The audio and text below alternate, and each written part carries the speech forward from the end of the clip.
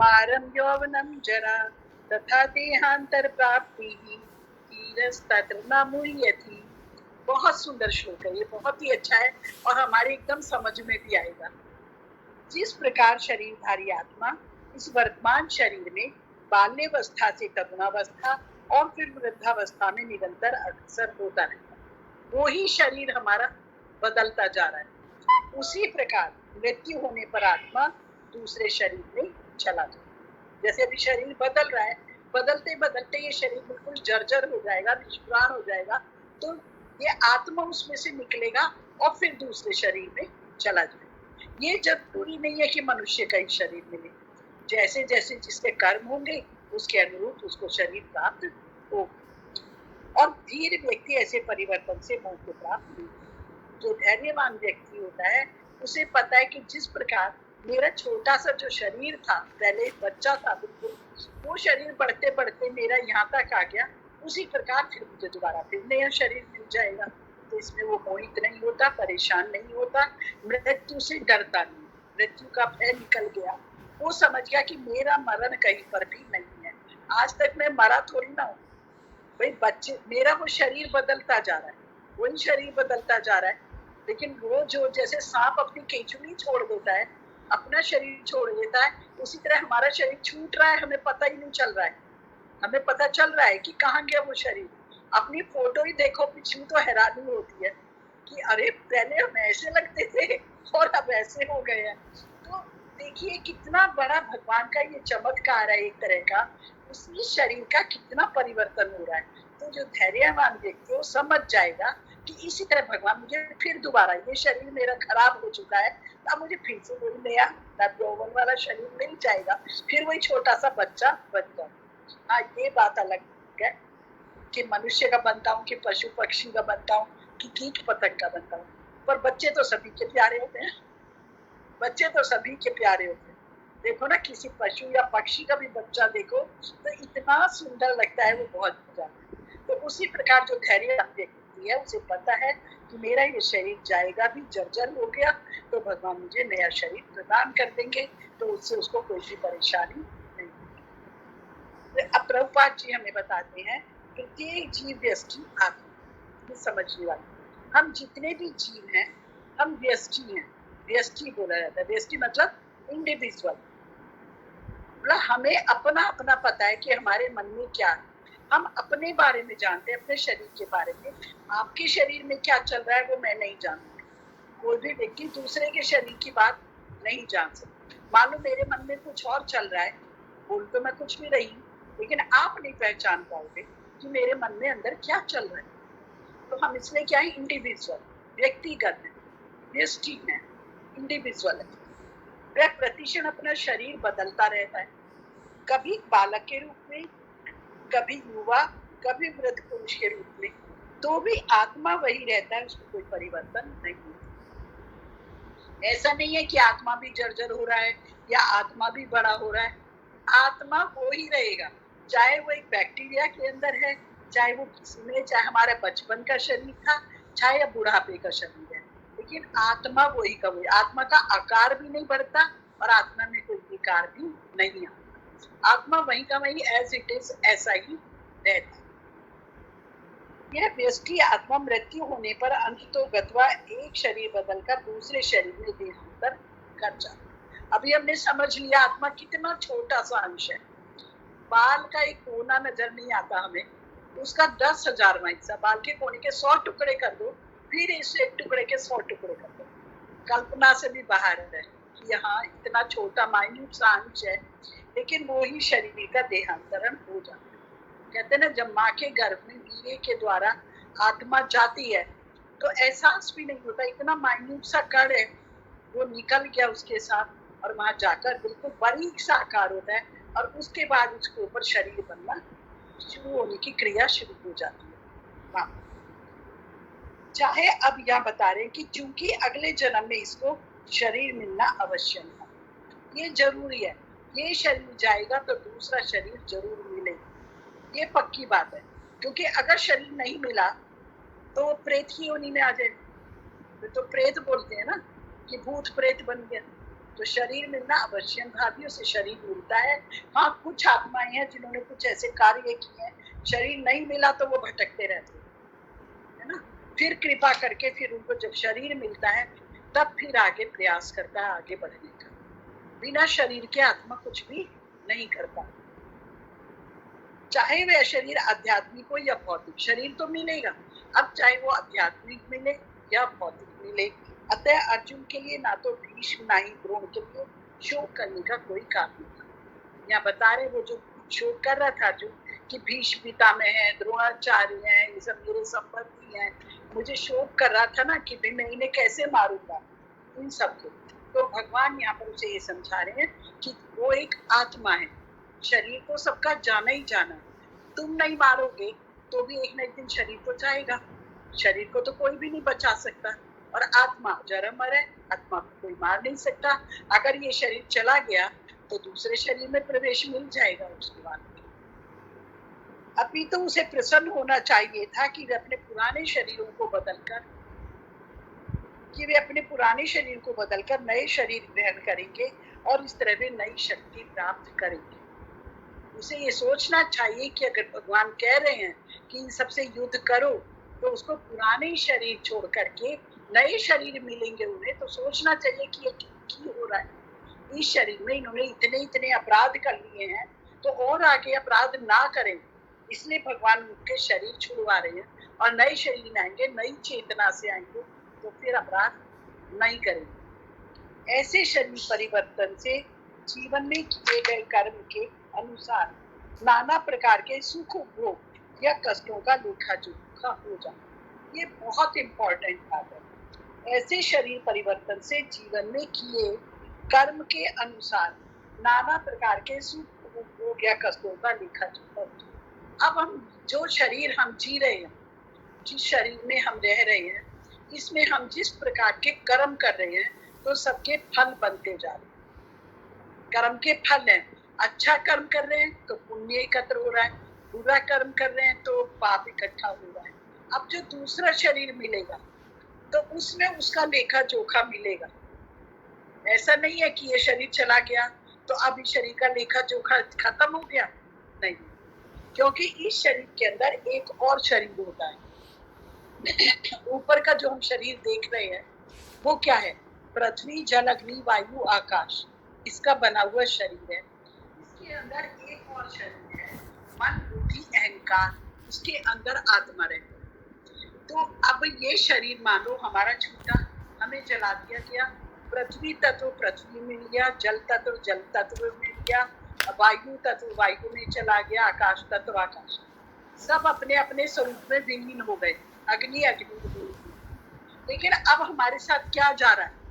चेतना के साथ जो सूक्ष्म शरीर है, मन, बुद्धि, अहंकार, तो वो ही मन है हमारी, वो ही बुद्धि है, वही अहंकार है और आत्मा है उसके पीछे। अब जब ये जा रहा है तो उसके साथ उसके लेखा जोखा भी जा रहा है।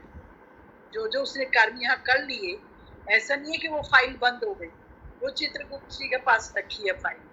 अब जब दोबारा मनुष्य जन्म लेगा तो उसका वो पैकेज उसे मिल जाएगा। मैंने शायद आप लोगों को पहले भी बता रखी है बात, हमें जितनी बार भी मनुष्य शरीर मिले,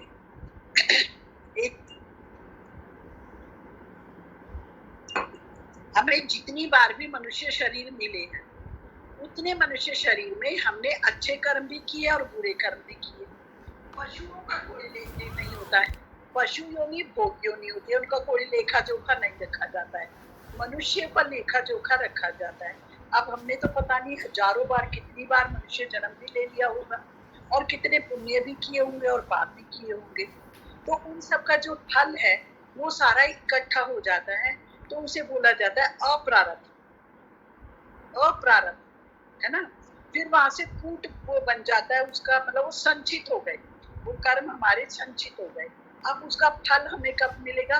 जब जब वो सर्कमस्टांसेस बनेंगे, वो हमें कर्मों का फल मिलता जाएगा। तो मान लीजिए मुझे दूसरा जन्म मिलना है, तो उस अप्रारब्ध का जो ढेर बन गया है उसमें से छोटा सा पैकेज उठा लिया जाएगा, छोटा सा टुकड़ा उठा लिया जाएगा, वो एक पैकेज हो गया हमारा। अब ये शरीर मिल रहा है तो उसके साथ एक पैकेज आ गया कि इस जीवात्मा को इस जन्म में इतने पुण्यों का फल मिलेगा और इतने पाप का फल मिलेगा। अब उसमें हमारा कोई कंट्रोल नहीं है। हमें पुण्यों का फल भी भोगना है और पाप का फल भी भोगना है। और ऐसा नहीं है कि हमने बहुत से पाप कर लिए और फिर पुण्य कर लिए तो पाप के फल खत्म हो गए, नहीं, खत्म नहीं होते। जितने पुण्य करे उतने पुण्य का फल मिलेगा, जितने पाप किए उसके पाप का फल मिलेगा। अलग अलग उनका लेखा जोखा रहता है। पर हम इसे कैसे काट सकते हैं? ये तो फिर चलता रहेगा, कर्मणा गहनो गति, ये तो चक्र चलता रहेगा। 60% हम अपना पिछला जीवन जी रहे हैं और 40% हम अब का जी रहे हैं। कुछ 60 तो जो हम कर आए, वो जो पैकेज हमारे साथ में आया है वो हमें भोगना ही पड़ेगा, चाहे हम कैसे भी करें, रो के करें या हंस के करें, वो तो हमें मिलेगा ही मिलेगा। और 40 अब हमारे हाथ में है, कैसे कर रहे हैं उसका फल हमें साथ साथ मिलता है। लेकिन अब के 60 फिर जमा हो रहे हैं आगे, तो चेन तो चलता है। तो पशु योनि केवल भोग योनि है, वो कर्म योनि नहीं है, कर्म नहीं बनाती। एक गधा खड़े होकर सड़क के बीच में भी कुछ भी क्रिया कर सकता है, उसको कोई पाप पुण्य नहीं है, है ना। लेकिन एक मनुष्य सड़क के बीच में अगर नंगा होकर चला जाएगा तो पहले तो पुलिस ही डंडे मार देगी खूब सारे कि तू यहाँ ऐसे क्यों आया, और एक पाप बन गया कि मनुष्य शरीर है, विकसित बुद्धि है, तो इसने गलत कार्य क्यों किया। एक और बताते हैं इसमें, कई लोग बोलते हैं तो वो बोलते हैं कि जैसे तुम रोज ट्रैफिक में जा रहे हो, रोज अपनी साइड जा रहे हो, आपको कोई कुछ नहीं बोलेगा। जिस दिन आप रॉन्ग साइड काटोगे या कोई गलती करोगे उसी दिन आपका चालान हो जाएगा। तो आप पुलिस वाले से ये नहीं कह सकते कि साल के बाकी दिनों में तो मैं ठीक चल रहा था, मुझे कोई रिवॉर्ड नहीं मिला, आज मैं गलत चला, तुमने मुझे तुरंत पनिश कर दिया। वो कहेगा सीधा चलना तो तुम्हारा फर्ज है, वो तो तुम्हारा कर्तव्य है, वो चलने तो कोई रिवॉर्ड की बात नहीं है। लेकिन हाँ, जहां गलती करोगे वहां पनिशमेंट तो मिलेगी, चलान तो देना पड़ेगा फिर। तो इस तरह से हम समझ सकते हैं कि पशु योनि जो है वो अपने कर्मों का भोग, जो हमने मनुष्य शरीर में ऐसे ऐसे कर्म करे हैं उसके फल से वो मुझे कुत्ता बनना है। अब जितने दिन वो भोग का प्रावधान है कि मुझे कुत्ता बनना है तो मुझे वो रहकर भोगना ही पड़ेगा। उसके बाद फिर वो भगवान देखेंगे जब उसको कौन सा शरीर दिया जाए। तो ये तो चलता रहता है, ये कर्म का चक्र है। लेकिन मेन बात क्या है कि इसे काटें कैसे, तो जीवात्मा भूलता ही रहेगा। अब काटना भी तो है ना इस चक्र को। ये काटने की जो मजबूर तलवार है वो है हरि नाम। ये जो हम नाम ले रहे हैं अभी यहाँ पर, वो नाम इस तलवार को काट सकता है। कौन सा नाम? हरे कृष्ण हरे कृष्ण कृष्ण कृष्ण हरे हरे, हरे राम राम राम हरे हरे। तो ये जो मंत्र है ये ऐसी तलवार है, भगवान का नाम है, क्योंकि कलयुग के लिए विशेष है। खुद चैतन्य महाप्रभु ने ये मंत्र दिया है। और ये ऐसा नहीं है कि हिंदुओं के लिए, मुसलमानों के लिए नहीं है या उसके लिए, जीव मात्र के लिए। इवन इस मंत्र को अगर हम किसी पेड़ पौधे के पास भी करते हैं तो वो सुनते हैं, उसे सुनकर भी उनका उद्धार हो जाता है। अगर वो उस मंत्र को सुन भी लेंगे तो वो अगली योनियों में चले जाएंगे, वहां से उनका उद्धार हो जाएगा, क्योंकि ये नाम रूपी तलवार उनके कर्मों को काट रही है खाली सुनने मात्र से। तो और हम लोग तो मनुष्य हैं, तो जब हम इस तलवार से अपने कर्मों को काटेंगे तो खुद ये प्रसंग है उसमें भागवतम में कि यमराज के दूत जब यमराज से पूछते हैं तो यमराज बोलते हैं जो जो भी जितने नाम शुद्ध मन से लेते जा रहे हैं उसके पन्ने फाड़ते जाओ, उसके सारे रजिस्टर फट जाते हैं, उसका अप्रारब्ध का ढेर नष्ट हो जाता है, खत्म हो जाता है, बिल्कुल जीरो हो जाएगा। और जो इस कर्म का पैकेज मिला है, इस जन्म का जो पैकेज मिला है वो भी खत्म हो जाएगा। उसी के अनुरूप फिर हम सारे कार्य करने लगते हैं। जिसको जो भी शरीर मिलता है उसी शरीर के अनुरूप वो कार्य करता है। भूल जाते हैं हम अपने आप को, आत्मा को हम भूल जाते हैं, अपने अस्तित्व को हम भूल गए। पर जो शरीर मिला उसे हम सोचते बस ये मैं हूँ, और उसी तरह हम सारा कार्य करने लगते हैं। ये भिन्न अंश खंड नित्य भिन्न रहते हैं, यहाँ तक कि मुक्ति के बाद भी व्यष्टि आत्मा जैसे का तैसा भिन्न अंश न रहे।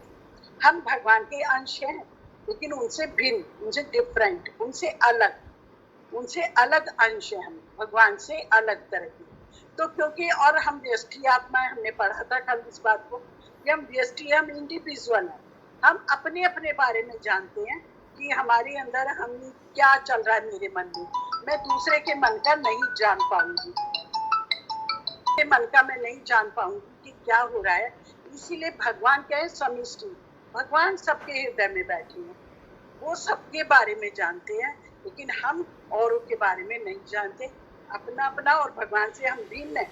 भगवान गीता जी में ही बताएंगे कि मेरी अष्टधातुओं रापो अनलो वायु खम, यानी कि मेरी 8 प्रकार की जो प्रकृति है जो मेरे से भिन्न, मेरे से ही उत्पन्न हुई है, लेकिन मेरे से अलग, मेरे से भिन्न है। अर्थात जीवात्मा कभी भी परमात्मा नहीं बन सकता, कितना भी वो चाहे तो भी वो परमात्मा नहीं बनेगा।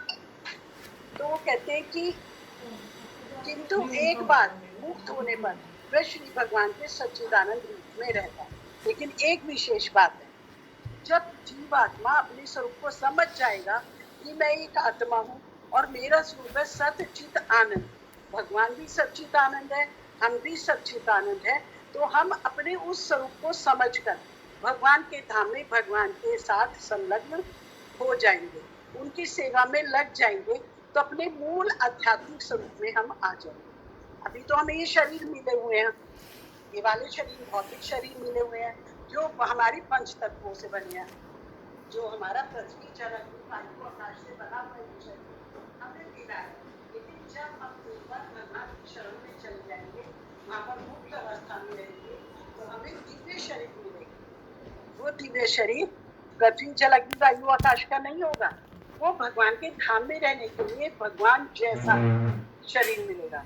आपने सुना होगा कि 5 प्रकार की मुक्ति होती है, सालोक्य, सामीप्य, सारूप्य और सामीप्य और सारिष्टि, है ना। भगवान जैसा लोक मिल जाएगा, भगवान के लोक में रहेंगे, भगवान जैसा रूप मिल जाएगा, वैकुंठ में जाएंगे तो हमारा भी चतुर्भुज नारायण जैसा स्वरूप होगा, हमारी भी 4 भुजाएं होंगी, वही नील कांति होगी, वही दिव्य शरीर मिलेगा जिसके अंदर भूख प्यास नहीं होगी, जिसके अंदर शोक मोह नहीं होगा। अभी तो इस शरीर में हम एक बार भोजन करते हैं, थोड़ी देर बाद फिर भूख आ जाती है, फिर प्यास आ जाती है, फिर शोक मोह हो जाता है। लेकिन जब हम वैकुंठ में जाएंगे तो वहां पर ना शोक होगा, ना मोह होगा, ना भूख होगी, ना प्यास, दिव्य शरीर, भगवान का लोक मिल जाएगा, भगवान जैसा रूप मिल जाएगा, भगवान की समीपता मिल जाएगी, भगवान के समीप रहकर उनकी सेवाओं में हम संलग्न रहेंगे, और भगवान जैसा ऐश्वर्य मिल जाएगा, सारिष्टि अर्थात संपूर्ण ऐश्वर्य। और कैसा ऐश्वर्य है, मन में अगर कुछ भी इच्छा होती है वो तुरंत प्रकट हो जाता है। वहां चिंतामणि धाम, भगवान का धाम चिंतामणि धाम। यहाँ तो हमें प्रयास करना पड़ता है एक एक चीज के लिए, खूब ठोकरें खानी पड़ती हैं या कहीं जाना पड़ेगा तब वो वस्तु मिले, लेकिन भगवान के धाम में मन से जो बात आई वही वह पर प्रकट हो जाएगी। लेकिन एक 5वीं मुक्ति होती है सायुज्य, उसको भक्त नकार देते, वो हमें नहीं चाहिए। सायुज्य भगवान में एकाकार हो जाना, भगवान के अंदर हम एक हो जाते हैं, वो भक्त लोग नकार देते हैं कि हमें भगवान से कभी भी एक नहीं। तो ये सायुज्य मुक्ति किसे मिलती है, जो असुर लोग होते हैं, डीमंस हैं, असुर हैं, वो क्या देखते हैं, जैसे हम देखते हैं शिशुपाल को मारा और उसकी ज्योति भगवान के अंदर लीन हो गई, तो लीन नहीं होती है, वो तो वहां पर ब्रह्म ज्योति में चली जाती है, लेकिन उन्हें लगता है कि हम लीन हो गए। लेकिन जो भक्त होते हैं वो सायुज्य मुक्ति नहीं चाहते, वो ब्रह्म ज्योति में लीन होना नहीं चाहते, वो कहते हैं भगवान जब कभी भी हो हमारा वो दिव्य शरीर हमें मिले और उस शरीर के साथ हम आपकी सेवा करें। तो वो शरीर कैसा होता है, आज हमारे इस शरीर की तरह वो बूढ़ा नहीं होता, वो शरीर होता है जैसे 10 या 11 साल की बच्ची, 10-11 साल की लड़की होती है, उसके अंदर कितनी एनर्जी होती है, उस जैसा ही वो ही सौंदर्य, वो ही शरीर, फिर वो दिव्य शरीर हमें प्राप्त होगा, है ना। तो हम कभी भी भगवान में एक नहीं होते, भगवान से अलग रहकर एक दिव्य शरीर प्राप्त करके फिर उनकी सेवा में संलग्न हो जाते। तो अब यहाँ बता रहे हैं कि किंतु एक बार मुक्त होने पर श्री भगवान के साथ सच्चित आनंद रूप में रहता है कि परमात्मा पर प्रतिबिंबवाद का सिद्धांत व्यवहार किया जा सकता है जो प्रत्येक शरीर में विद्यमान रहता है। परमात्मा को हम कैसे समझेंगे, जैसे हम कभी किसी मेले में गए होंगे, वहाँ बहुत सारे शीशे लगे होते हैं। जैसे हम अंदर घुसे, इतने सारे असंख्य शीशों में हमारा प्रतिबिंब आ जाता है। तो क्या हम एक से अनेक हो गए? नहीं, वो हमारी छवि आई है उस सबके अंदर। लेकिन परमात्मा एक से अनेक होता है। परमात्मा हम सभी जीवात्माओं के अंदर विराजमान है। परमात्मा के मूर्ति भगवान जो है, जैसे ही जीवात्माओं की सृष्टि करी ब्रह्मा जी ने, तो सब सोए हुए थे, कोई हलचल नहीं है। लेकिन जैसे ही उसके अंदर परमात्मा ने प्रवेश किया था, क्षीरोदक्षाई विष्णु ने प्रवेश किया, सबके अंदर हलचल शुरू हो गई। जैसे मेन जो हमारा वो कहते हैं ना, जो पावर हाउस है, उससे जब हमारा कनेक्शन जुड़ जाता है तो सारे हमारी घर की जो बिजली की तारें हैं सब सक्रिय हो जाती है। पावर हाउस से कनेक्शन कटा तो पूरी पावर होने के बाद भी वो निष्क्रिय हो जाता है ना। अगर वहां से पावर हाउस से बिजली कट गई तो हमारे घर में कितनी भी फिटिंग हो रही है सब बेकार है। लेकिन पावर हाउस से कनेक्शन जुड़ते ही सब अपने अपने काम में लग जाती है। ठंडा करने वाली वस्तु ठंडा करती है, गर्म करने वाली गर्म करती है, रोशनी देने वाली रोशनी देती है। ठीक उसी प्रकार हम सब जीवात्माएं भगवान के ही अंश है। ब्रह्मा जी ने हम सबके शरीरों की रचना कर दी, वो क्रिएटर है। जब रचना हो गई, हमारी आत्मा भी प्रवेश हो गई, लेकिन तब भी हमारे अंदर कोई हलचल नहीं है। लेकिन जब भगवान ने अपना ही एक स्वरूप परमात्मा शंख चक्र गदा पद्म लेकर के हमारे हृदय में आत्मा के साथ जब उन्होंने प्रवेश किया तो सब आत्माओं को शक्ति मिली। अब सब उठ गए, चल रहे हैं, बोल रहे हैं, खा रहे हैं, पी रहे हैं, सब कुछ कर रहे हैं। देखिए, जब परमात्मा की शक्ति निकल जाती है, उसका एक उदाहरण होता है जब जीवात्मा कोमा में चला जाता है। कोई कोई शरीर हमने सुना है कि कोमा में चला गया, कितने सालों तक वो पड़ा रहता है, इंटरनल क्रियाएं होती रहती है, लेकिन वो उठकर बैठता नहीं है। वो जो पुरुष या स्त्री जो भी है वो लेटा रहता है, सारी इंटरनल क्रियाएं चली। अगर आत्मा निकल जाती तो डॉक्टर डेड डिक्लेयर कर देगा, तो वो डेड भी नहीं है लेकिन सक्रिय भी नहीं है, क्योंकि परमात्मा अंश उससे हटा हुआ है। तो जब तक ये परमात्मा अंश हमारे साथ रहता है, इस आत्मा को उस पावर हाउस से कनेक्शन जुड़ा हुआ है ना। तो ये परमात्मा हम ये नहीं कह सकते कि खंड खंड में बंट गया, नहीं, उसने अपने अनेक रूप बना लिए। इस प्रकार 100 करोड़ गोपियों के साथ जब भगवान रास खेलते हैं, नृत्य करते हैं, तो अपने उतने ही रूप बना लेते हैं। हर गोपी को लगता है कृष्ण मेरे साथ है ना। किसी को भी ये नहीं लगता मेरे साथ कृष्ण नहीं है, क्योंकि भगवान अपने को उतने ही रूपों में विस्तारित कर सकते हैं, उनकी वो शक्ति है। हम चाहे तो नहीं कर सकते। मैं अपना चाहूं मैं इस शरीर के 2 शरीर खड़े कर दूं, नहीं हो सकता। एक आत्मा को एक ही शरीर मिलेगी। लेकिन भगवान कितने भी, जैसे उनकी 16,108 रानियां भगवान की, तो जब भगवान सबके महलों में से निकलते थे और अपनी सुधर्मा सभा में जाते थे, तो कब वो इतने सारे इकट्ठे होकर एक हो गए और एक रूप से सुधर्मा सभा में चले गए। और जब सुधर्मा सभा से वापस आए तो एक से कितने हर एक रानी के महल में पहुंच गए, किसी को पता भी नहीं चलता था। नारद जी ने एक बार करा, उनका परीक्षण किया कि देखता हूँ रानियां तो रो रही होंगी, कह रही होंगी कि भगवान तो एक ही है और उनके 16,108 रानियां, सालों साल तो नंबर ही नहीं आता होगा एक रानी के पास से दूसरी रानी के पास जाने के लिए। लेकिन जाकर देखते क्या है नारद जी, कि जैसे ही एक महल में गए तो भगवान वहां पर गाय दान कर रहे हैं, पूजा पाठ कर रहे हैं। जब दूसरे हवन में आए तो जैसे ही वहां पर वो रानी के दूसरी रानी के महल में फटाफट पहुंचे, नारद जी का भगवान ने स्वागत किया, सब कुछ किया। लेकिन जैसे ही वो वहां पहुंचे दूसरे में महल में, क्या देखते हैं वहां भगवान अपने बच्चों को खिला रहे हैं, खूब अच्छे से ब्राह्मणों को दान दक्षिणा दे रहे हैं, बच्चों को खिला रहे हैं। नारद जी तुरंत तीसरे महल में पहुंचे, अरे इतनी जल्दी ये कैसे आ गए, यहाँ पर थे अभी उस महल में। वहां पहुंचे तो वहां भगवान कुछ और कार्य कर रहे हैं। तो इस तरह वो इतने सारे महलों में गए तो देखा ही तो सभी महलों में है, कोई भी एकदम से पहुंचकर वो कार्य नहीं कर सकता। तब उन्हें विश्वास हुआ कि भगवान कितने ही रूप अपने से निकाल सकते हैं और उसमें पूरी लीला भी कर सकते हैं। ये भगवान की दिव्य है ना। तो भगवान हम सब असंख्य जीवात्माएं हैं, हम सबके हृदय में एक साथ विराजमान है। अगर भगवान नहीं होंगे तो फिर हम बोल चाल नहीं पाएंगे, हम लेट जाएंगे, है ना। तो ये उनका प्रतिबिंब सिद्धांत है। मान लो एक व्यक्ति के हजारों शीशों में उसका प्रतिबिंब दिखाई दे रहा है, इसी प्रकार एक ही परमात्मा असंख्य जीवात्माओं के, सब पशु पक्षियों के भी, ये नहीं कि सिर्फ मनुष्यों के, सब जीवात्माओं के साथ वो विराजमान रहते हैं, जैसे एक व्यक्ति हजारों प्रतिबिंब में दिखाई दे सकता है ना। तो इसी तरह बता रहे हैं वह व्यष्टि जीव से भिन्न होता है। जो हम व्यष्टि जीवात्माएं हैं, हम तो बहुत छोटा सा टुकड़ा है भगवान की शक्तियों में, लेकिन भगवान भरपूर पूर्ण है। जब आकाश का प्रतिबिंब जल में पड़ता है तो प्रतिबिंब में सूर्य, चंद्रमा, तारे सब कुछ रहते हैं। तारों की तुलना जीवों से और सूर्य तथा चंद्र के परमेश्वर से की जा सकती है। देखिए, जब आकाश में सूर्य या चंद्रमा है और नीचे जब उसका प्रतिबिंब आता है तो उसे साथ सारा प्रतिबिंब आता है। रात को देखिए तो चंद्रमा के साथ कितने तारे होते हैं, सबका प्रतिबिंब उस जल के अंदर आता है। मान लीजिए हम किसी नदी के पास खड़े हैं और हम ऊपर उसमें जो परछाई आ रही है उसमें देखते तो सब कुछ नजर आता है उसके अंदर। उसी प्रकार ये जो जगह है जहाँ हम रह रहे हैं पृथ्वी, ये उसी धाम की परछाई है। तो उसमें हम सब यहाँ पर रह रहे हैं और भगवान भी हम सब के अंदर रह। व्यष्टि अंश आत्मा को अर्जुन के रूप में और परमात्मा को श्री भगवान के रूप में प्रदर्शित किया जाता है।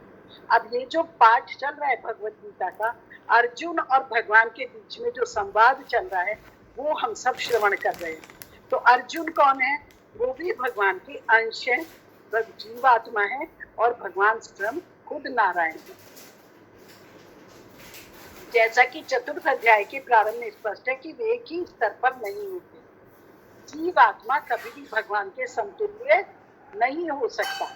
भगवान से बढ़कर तो सवाल ही नहीं है, उनके बराबर भी नहीं हो सकता, क्योंकि वो इस तरह जैसे एक समुद्र और एक उसकी एक बूंद, इतना अंतर है भगवान में और हम जीव।